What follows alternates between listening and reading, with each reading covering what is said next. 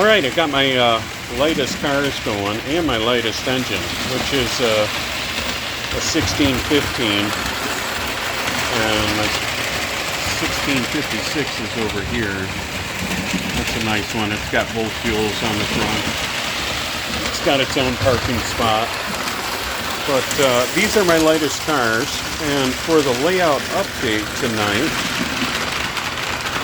I'm not going to have to run any more wires over here on this end of the table. So I started to tack the wires on. I think it's kind of turning out okay. Should look pretty neat when it gets over there to the transformers are and such things. But this is the layout update. The trim terminal ends, power, ground power on the center piece of the O22 switch.